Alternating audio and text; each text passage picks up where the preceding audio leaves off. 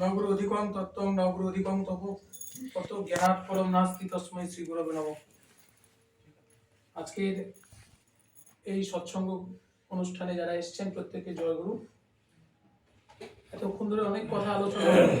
এই সৎসঙ্গ যে ঠাকুরের, এটা প্রমাণই হচ্ছে এই সৎসঙ্গ। কারণ এই সৎসঙ্গটা আজকে হওয়ার ছিল না। এই বাড়ির লোক যখন মন্দিরে যান, আগামীকাল ব্যান্ডেল মন্দিরে উৎসব আছে, মন্দির থেকে জানিয়ে দেওয়া হয় স্বাভাবিকভাবে সৎসঙ্গটা হবে না বা তারা আসতে পারবেন না। ঠাকুরের এমনই অপার দয়া, তো সেই মুহূর্তে যখন পৌলমী ফোন করে খবরটা জানায়, আমি বাড়ির সকলের সাথে কথা বলি। আমরা একটা উৎসবে যাচ্ছিলাম, ঋত্বিক দাদা ছিলেন, আমরা 3-4 জন মিলে আমরা যাচ্ছিলাম হাওড়ার আমতার একটা উৎসবে, ঝিকিরায়। সেখানে একটা অনুষ্ঠানে আমরা অ্যাটেন্ড করবো এই বলে যাচ্ছি। তো মাঝ রাস্তাতে শুনে সকলে মিলে ঠাকুরের অপার দয়া সঙ্গে সঙ্গে এগ্রি হলেন আমরা সবাই যাব। তা দেখুন, এই যে কথা আকুল টান, ঠাকুর বললেন এই বিশ্বাস এবং টান, ভালোবাসার টান কর্মে আনে সফলতা, জীবনে উত্থান। এই যে তাকে মন থেকে, তার সঙ্গে মনের সম্পর্ক। ঠাকুর বললেন মানুষ আপন, টাকা পর, যত পারিস মানুষ ধর। মানুষের সঙ্গে মানুষের এই একটাই সম্পর্ক। আজকে দেখুন এই জায়গাটা নেই, ঠিক নেই। এই ভালোবাসার টানটা ঠিক নেই বলেই বাড়িতে বাড়িতে অশান্তি।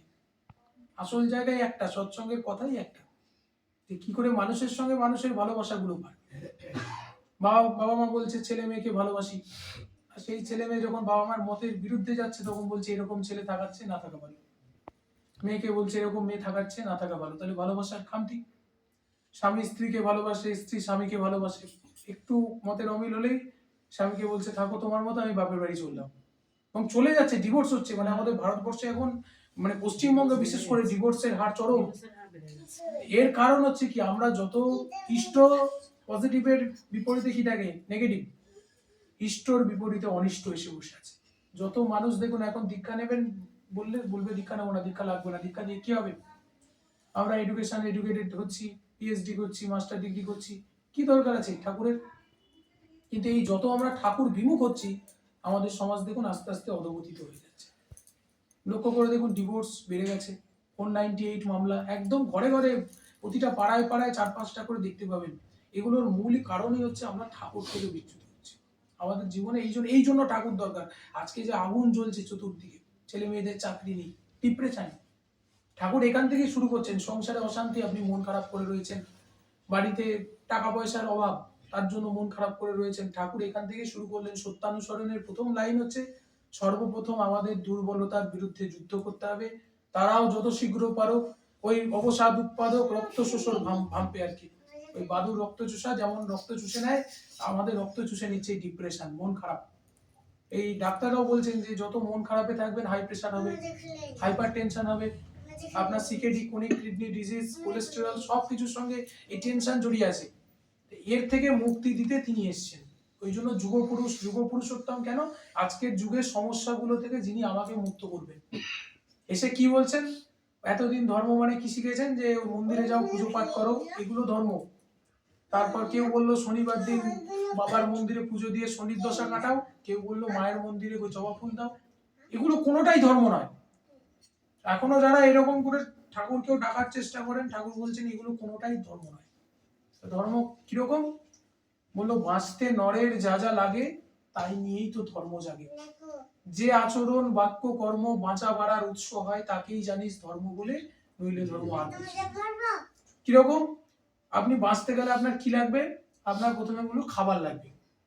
প্রত্যেকে বলবে না খেলে কেউ বাঁচবো না। কিরকম খাবার খাবো? ঠাকুর বললেন সত্যাপোষী নিরামিষ আহার। আজকে বিজ্ঞান বলছে অ্যানিম্যাল প্রোটিন খেলে ক্যান্সার হতে পারে, এবং বলছে বিশ্ব স্বাস্থ্য সংস্থা যে আগামী 15 বছরের মধ্যে ঘরে ঘরে ক্যান্সার পেশেন্ট হবে, এবং বলছে যে অ্যানিম্যাল প্রোটিন আমাদের কিভাবে ক্ষতি করছে। আর এখন দেখবেন যারা মাছ মাংস খান, ডাক্তারের কাছে গেলেই বলছে আর রেড মিট খাবেন না। এগুলোর মূল কারণ এই যে ঠাকুর যে কথাগুলো বলেছেন, যে সত্যাপোষী নিরামিষ আহার আপনার শরীরকে সুস্থ রাখবে, এবং গবেষণায় দেখা যাচ্ছে যারা নিরামিষ আহার গ্রহণ করে তারা দীর্ঘায়ু হন।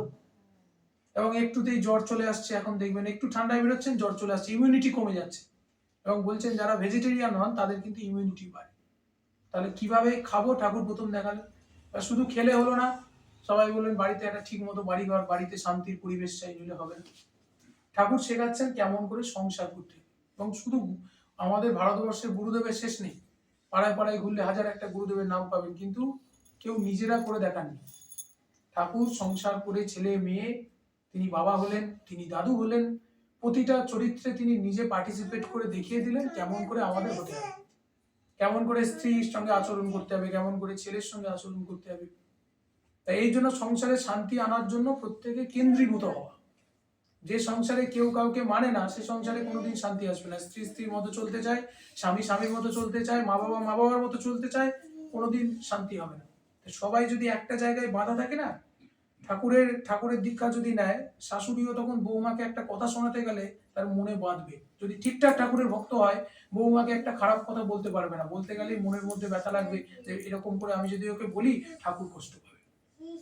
আর বৌমাও শাশুড়িকে যদি অশ্রদ্ধা করতে যায়, একটা খারাপ কথা বলতে যায়, সঙ্গে সঙ্গে মনের মধ্যে অটোমেটিক ঠাকুর প্লে করবেন। এইখানেই ঠাকুরের দরকার। আজকে সমাজের ছেলেমেয়েরা চাকরি বাকরি পাচ্ছে না, এই যে যুব সমস্যা যেটা দেখতে পাচ্ছেন, সত্যি চাকরি বাকরি নিয়ে কি হচ্ছে আপনারা নিউজ চ্যানেলে দেখছেন, এটাও ডিপ্রেশন। এই ডিপ্রেশন থেকে বাঁচতে গেলেও মাথা ঠান্ডা না হলে কোনোদিন আজকের যে প্রতিযোগিতার পরীক্ষাগুলো হয়, কম্পিটিটিভ এক্সামগুলো হয়, টেনশন নিয়ে কেউ ক্র্যাক করতে পারবে না। দেখবেন হাজার হাজার ছেলে মেয়ে পাস করে বসে আছে, বারবার পরীক্ষা দিচ্ছে আর হচ্ছে না। এর মূল কারণ হচ্ছে তারা ওই টেনশনের মধ্যেই আছে, ফ্রি মাইন্ডে পরীক্ষা দিচ্ছে না, চাপ নিয়ে আছে, 4 ঘন্টা 5 ঘন্টা প্র্যাকটিস করছে, পরীক্ষা দিচ্ছে, তারপরেও লাভ নেই। এর মূল কারণও ঠাকুর, এই যে ইষ্টভৃতি করা। আমার একটা সময় প্রশ্ন ছিল যে ইষ্টভৃতি করবো কেন, ওই টাকা দিয়ে ঠাকুর এখান থেকে তো মন্দির অনেকটা দূরে, এখানেও দেখবেন অনেক মানুষ আশেপাশে ঘুরে এরকম বলবেন, ঠাকুরকে ভক্তি করি, ফুল দিব, জল দেবো, টাকা দেবো কেন সকালবেলা উঠে, ওসব টাকা ফাকা দিতে পারবো না বাবা। এটা ঠাকুরের বেলায় বলছেন টাকা দেবো না, বাড়িতে বাবা মা থাকলে তার ওষুধপত্র কিনতে হয় না, তখন বলেন ফুল দেবো জল দেবো। ছেলে মেয়েকে স্কুলে ভর্তি করলে তখন বলেন ফিসটার জায়গায় ফুল দেবো জল দেবো। ঠাকুর বলছেন যে সব পেটে তুই পল্লী গুরু, পেটে পরিত্রাণ, দেওয়ার বেলায় একটা পাখি পুষলে, ঠাকুর এইভাবে ব্যাখ্যা করে করে বুঝিয়েছেন যে একটা পাখি পুষলে, একটা কুত্তা পুষলে তাকে খাওয়াতে হয়, তার দানার ব্যবস্থা করতে হয়, আর তুমি জীবনে গুরুকে গ্রহণ করেছো, তার প্রতি তোমার কোনো দায়িত্ব নেই। কেমন করে ইষ্টভীতি করলে, ইষ্টভীতি না করলে কোনোদিন তিনি জীবন্ত হন না। এই যে রিচার্জ করতে হয় মোবাইল ফোনের মতো, কেমন একটা উদাহরণ দিলে বুঝতে পারবেন। বাড়ির সামনে একটা গাছ লাগাবেন, সুন্দর ফুলের গাছ, বাড়ির বাইরে লাগাবেন, আর রোজ তাতে একটু করে জল ঢালবেন।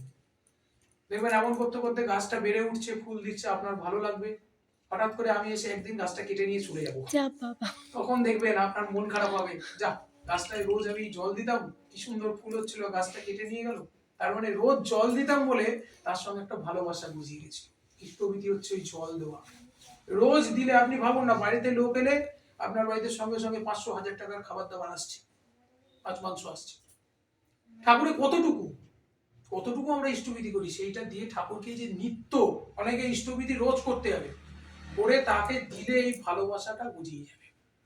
এভরি বিজ্ঞানেরই কথা, নিউটনের 3rd ল, প্রত্যেক ক্রিয়ার সমান বিপরীত প্রতিক্রিয়া আছে। Every action has an equal and opposite reaction.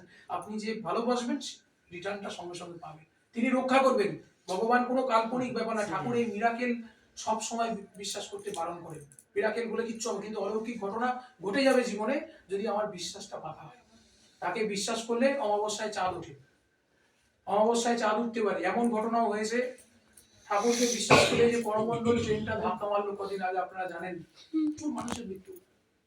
ইষ্ট প্রসঙ্গে যেখানে সৎসঙ্গ হয়, ঠাকুরের কথা হয়, সেখানেই ঠাকুর বর্তমান, সেখানেই ঠাকুর আছেন, আর কোথাও নেই। যে বলছেন নাহং, একটা শ্লোক আছে ভাগবতের নারদীয় ভক্তি সূত্রে 6ষ্ঠ অধ্যায়ের একটা শ্লোক, বলছেন নাহং তৃষ্ণামি বৈকুণ্ঠে যোগিনাম হৃদয় নচ মদ ভক্তা যত্র গায়ন্তী তত্র তৃষ্ণামি নারদ।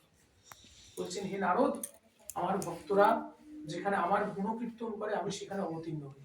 ওই জন্য যেখানে ঠাকুরের গান কথা হয়, অনেকের হয়তো ভালো লাগছে না এতক্ষণ ধরে ধৈর্য ধরে থাকা, কিন্তু মনে রাখবেন যে এইটুকু সময়ের মধ্যেই ঠাকুর এখন আমাদের মধ্যে তিনি আছেন। আর আমাদের বহু জন্মের ভাগ্য যে আমরা তার চরণে বসার সুযোগটা পেয়েছি। আর দূরের কথা, শুধু তিনি যে তার কাছে বসার সুযোগ দিয়েছেন, এতেই আমাদের জীবন ধন্য। আর তিনি বসে বসে দেখছেন, আমাদের মধ্যে আছেন। এই 1.5 ঘন্টা সময় তিনি আমাদের সঙ্গে আছেন। আমরা প্রত্যেকে বহু জন্মের ভাগ্য ফলে তার চরণে এসেছি। এরকম হাজার হাজার উদাহরণ আছে। ঠাকুরের ছবির সঙ্গে প্রদীপ ঠেকে গিয়েছে, সেই মা যখন ঠাকুরকে প্রণাম করতে গিয়েছেন, ঠাকুর ইন্ডিকেট করে দিচ্ছেন যে প্রদীপটা ঠাকুরের ছবির পেটের সঙ্গে ঠেকে গেছিল, ঠাকুরের পেটে জননী হয়েছে। এই ছবির মধ্যে ঠাকুর থাকে। জীবন্ত হয়ে আছে। ওই যে বলছিলেন না বিদেশ থেকে যারা যিশুকে দেখতে এসেছিলেন, ঠাকুরের ভালোবাসার কথা মানে যখন পড়ি তখন যেন অবাক হয়ে যায়, ঠাকুরের কি অপার ভালোবাসা।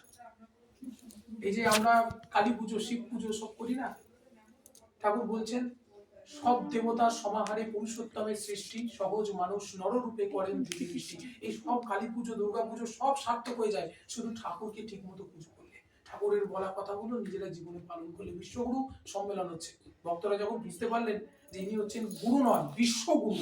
আপনারা বিশ্ব কবি শুনেছেন, বিশ্বগুরু এসেছেন, প্রচার হয়ে গেল। ঠাকুরকে যখন গিয়ে বললেন যে মা, ঠাকুরের মা মনোময়িনী দেবী, ঠাকুরের তখন বয়স কম, ঠাকুরের পূর্ণ প্রকাশ হয়নি তখনও। তা সেই সময় মাকে গিয়ে ধরলেন, ঠাকুরকে গিয়ে যখন বললেন ঠাকুর আপনাকে আমরা বিশ্বগুরুর চেয়ারে বসিয়ে একটা বিশ্বগুরু সম্মেলন করবো, পাবনায় হয়েছে। তখন ঠাকুর মায়ের কোলে উঠে কান্না শুরু করলেন, মাতা মনোময়িনী দেবীর উপরে। মা ওরা কয় কি, কিন্তু ভক্তরা জানতেন একমাত্র মায়ের আদেশেই ঠাকুর যাবে। তা মা আদেশ করলেন, ঠাকুর কাঁদতে কাঁদতে গিয়েছেন। মানে তিনি যে ভুলিয়ে রাখেন আমাদেরকে, তা সেই রকম করে সেই বিশ্বগুরুর চেয়ারে ঠাকুরকে বসানো হয়েছে। আর দেশ বিদেশে চিঠি পাঠানো হয়েছে, এই যে এত ধর্মীয় সম্প্রদায় সবাইকে পাঠানো হয়েছে যে বিশ্বগুরু এসেছেন। আর শোনা মাত্রই যে কেউ ছেড়ে দেবে নাকি? কত বড় গুরু, সব পুঁথি পত্র গ্রন্থ সব নিয়ে বড় বড় পণ্ডিতরা, শাস্ত্রজ্ঞ মানুষরা, বড় বড় গুরুদেবরা, তারা সব ওই মঞ্চের সামনে একদম গিজগিজ করছেন যে আমরা শাস্ত্র থেকে প্রশ্ন করব, দেখি অনুকূল চন্দ্র একটা ছোট্ট ছেলে, সে নাকি বিশ্বগুরু, আমাদের উত্তর দেবে প্রশ্নে, তবে মানব। যেমন করে রামকৃষ্ণদেবকে আমরা ছাড়িনি, তাকে পরীক্ষা দিতে হয় সবসময়। ঠাকুর কি করলেন, সেই বিশ্বগুরুর চেয়ারে তিনি গিয়ে বসলেন। বসা মাত্র উঠে দাঁড়িয়ে হাত দুটো জোর করে বলছেন, আমি মূর্খ মানুষ, আমি কিচ্ছু জানি না। আপনারা এক কাজ করেন, আপনারা আপনাদের আরাধ্য যে দেবতা আছে, প্রত্যেকে আপনাদের ইষ্ট দেবতাকে প্রণাম করে আমাকে প্রশ্ন করেন। তো প্রত্যেকে যেই নিজের নিজের ইষ্ট দেবতাকে প্রণাম করে ঠাকুরের দিকে তাকিয়েছেন, কেউ দেখছেন কালী, কেউ দেখছেন শিব, কেউ দেখছেন দুর্গা, যে যে ইষ্ট দেবতা যার সব ঠাকুরের মধ্যে দর্শন করলেন। কেউ আর প্রশ্ন করতে পারলেন না, সবাই মেনে নিলেন এই সেই বিশ্বগুরু, নমস্কার করলেন। তা আমরা বহু জন্মের ভাগ্যে আমরা সেই ঠাকুরকে আমরা জীবনে পেয়েছি। এইরকম আসুন আজকে আমরা ঠাকুরের কথাগুলো মাথায় নিয়ে চলি। আজকে যারা এসছেন প্রত্যেককে জয়গুরু। আজকে জয় রাধে দিয়ে শেষ হচ্ছে।